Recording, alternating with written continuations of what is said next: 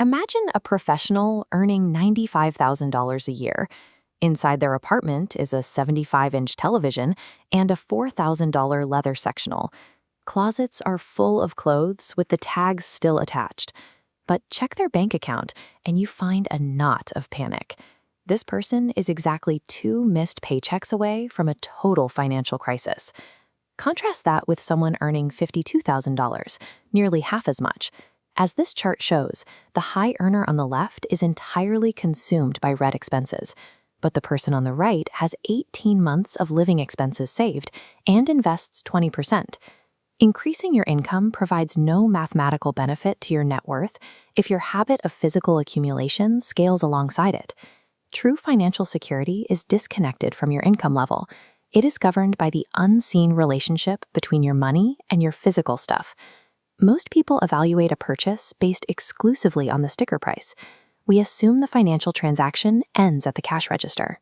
In reality, every object carries a second cost, an ongoing drain on your resources that begins the moment you bring it home. As the graphic shows, that initial purchase price is only the visible tip of the total expense. Beneath the surface, you are paying for storage, roughly $30 to $50 per square foot in implicit rent for the space your things occupy. You pay in maintenance and the mental energy required to manage clutter. Most importantly, you pay an opportunity cost. A $15,000 home gym setup is $15,000 that could have been in index funds, growing to $50,000 over 15 years. To prevent these hidden costs from attaching to your life, you need a behavioral defense system designed to block them at the door. Without a systematic filter, every new object you buy actively works against your future financial freedom. Since human behavior follows the path of least resistance, you must engineer firewalls that interrupt the impulse to buy. Rule 4 is to create friction for spending, like deleting shopping apps from your phone, and enforcing a mandatory 24-hour waiting period on all non-essential purchases. Most desires for objects fade within a day if you cannot act on them immediately. You then do the opposite for saving. Make it effortless. Automate investment transfers so money leaves your checking account on payday, requiring 0 daily willpower. Rule 6 is to rent or borrow before you buy. If you are interested in a new hobby, rent the equipment first. This prevents the costly accumulation of gear that ends up gathering dust once the initial excitement wears off.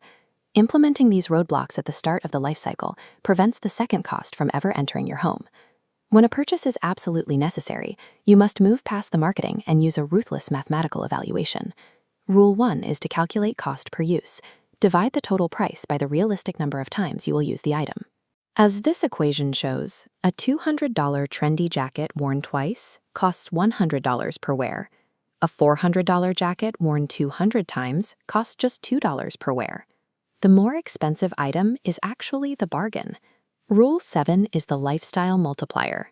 A boat acts as a central hub for a sprawling web of mandatory expenses: a trailer, storage fees, specialized maintenance, and insurance. Major possessions are rarely isolated purchases. They create ecosystems of related costs that often make an item 2 to 3 times more expensive than its base price. When you apply these formulas, you realize that high-use items with 0 multipliers are the only purchases that make financial sense. Finally, you have to manage the items that already exist in your home, the legacy possessions that bypassed your firewalls years ago. Rule 5 is to count your possessions. Pick a specific category, like your t-shirts, and find the exact number you actually own. Establishing a literal numerical inventory forces acute awareness and breaks the habit of blind consumption. Rule 2 is the replacement test. If an item you own magically disappeared today, would you spend your hard-earned money to replace it? If the answer is no, that item is costing you space and mental energy without providing a benefit.